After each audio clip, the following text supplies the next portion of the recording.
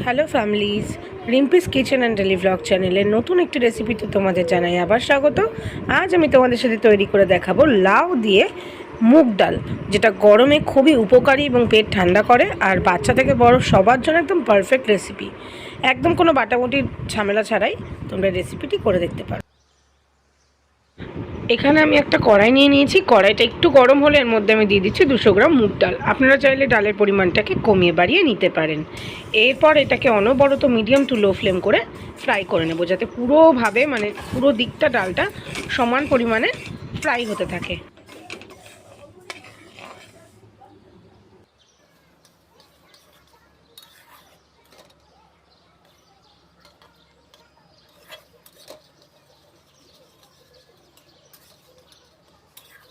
কি করে বুঝবেন যে ডালটা ফ্রাই হয়ে গেছে? দেখবেন ডালটা থেকে একটা কালার অন্যরকম, একটু পিঙ্কিশ কালার চলে আসে, একটু অন্যরকম কালার চলে আসে এবং খুব সুন্দর একটা গন্ধ বেরোয়। তখনই বুঝবেন ডালটা ভাজা হয়ে গেছে। এই অবস্থা আমি এর মধ্যে দিয়ে দিচ্ছি জল দিয়ে আমি ভালো করে খুন্তি দিয়ে 3-4 বার এটাকে ওয়াশ করে জলটাকে ফেলে দেবো। ডালটা ভালো করে ওয়াশ করা কমপ্লিট।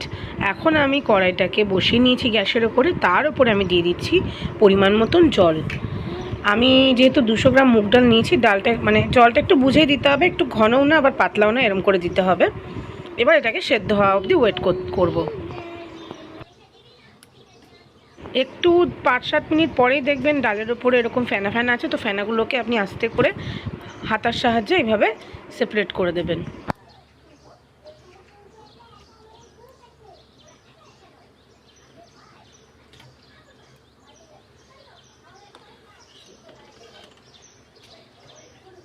ডালটা সেদ্ধ হতে হতে আমি কেটে নিয়েছি লাউ।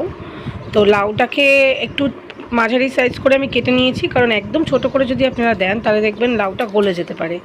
তো ডালটা এরকমই 10 মিনিট ফুটে উঠলে আবারও কিছুটা ফেনা আসবে, তো ফেনাগুলোকে ভালো করে ছাড়িয়ে নিতে হবে।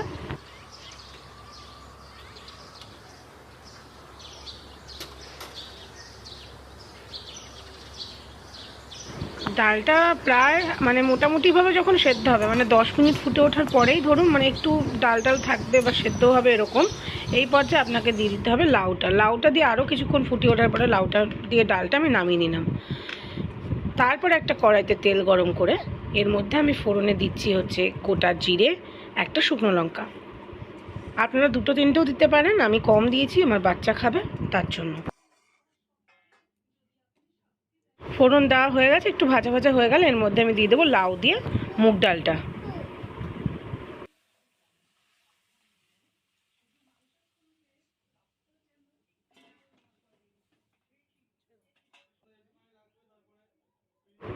এইবার আমি এর মধ্যে দিয়ে দেবো মশলার কৌটোর যে চামচ, সেই চামচের 1 চামচ পরিমাণে টারমারিক পাউডার দিয়ে দিচ্ছি, সামান্য একটু চিনি, আর আমি দিয়ে দেবো পরিমাণ মতন নুন।